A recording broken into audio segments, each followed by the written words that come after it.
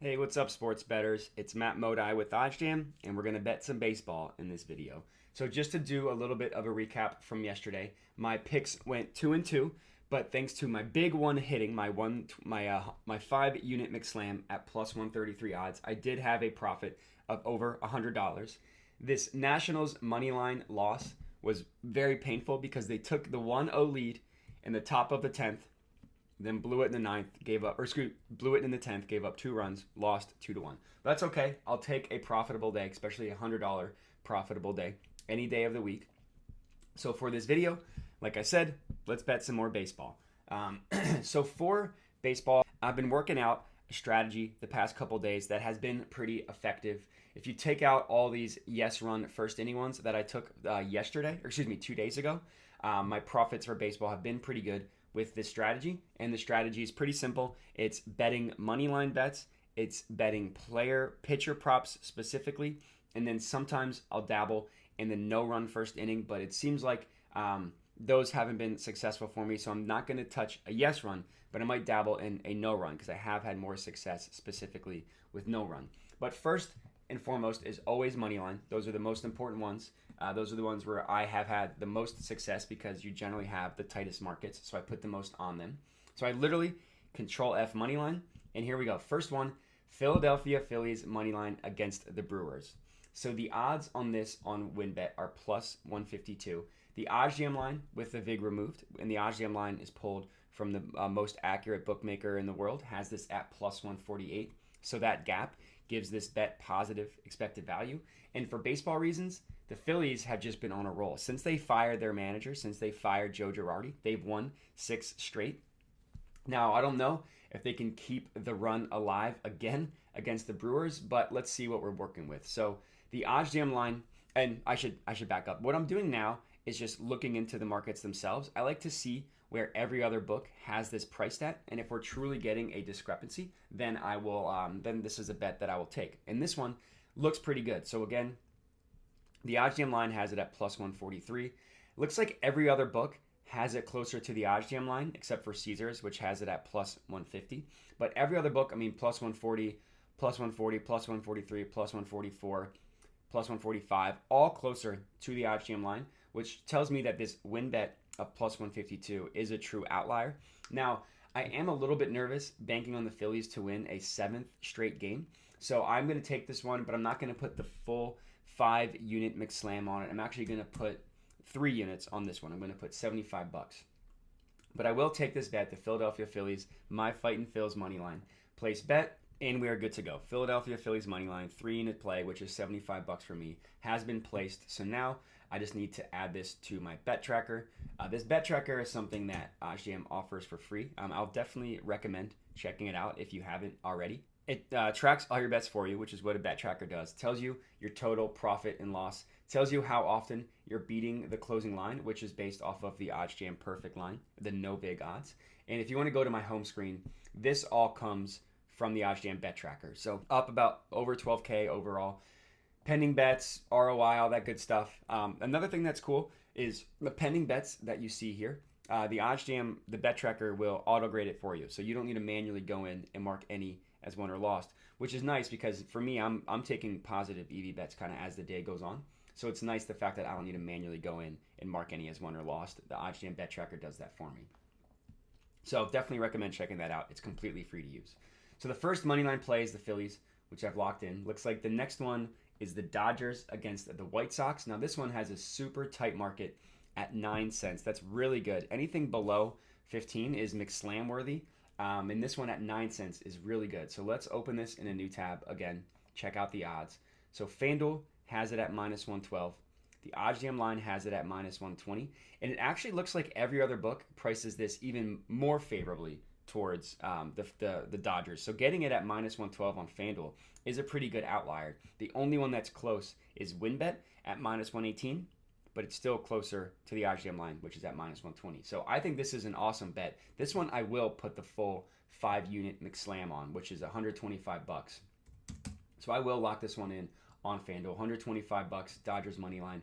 Perfect. This is my second money line bet. Let me again just add this to my bet tracker.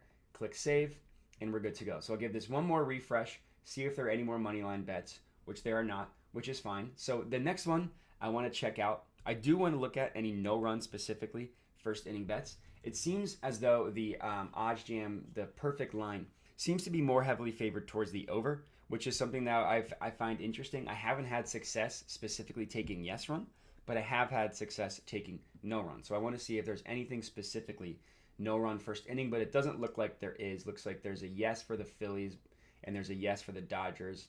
I'm going to go ahead and sit that one out. I only wanted to touch a no run first inning. So now the last thing that I want to look at is pitcher props. So I control F player, and then I just scroll down until I find a pitcher prop. So here's a couple that I want to check out. Looks like they're all on FanDuel, funny enough. This first one, Corbin Burnes under 7.5 strikeouts. So for player props specifically, I care even more about what the markets are pricing it at, because player props have inherent more variance. It's even more important to make sure that you're getting a true pricing discrepancy. So looks like this one, FanDuel is what I'd be betting it at minus 112. The OddsJam line has it at minus 137. It looks like the other books have this closer to the FanDuel line. So I will take this one. I'm going to put a little bit less on it. I'm only going to put a 2-unit bet on this one, which is $50. So I need to go to the Brewers versus Phillies game. I like that this is a day game. I can get this over with quickly. And I need to go to strikeouts, player strikeouts, Corbin Burnes under 7.5, $50. Perfect. So this one has been locked in.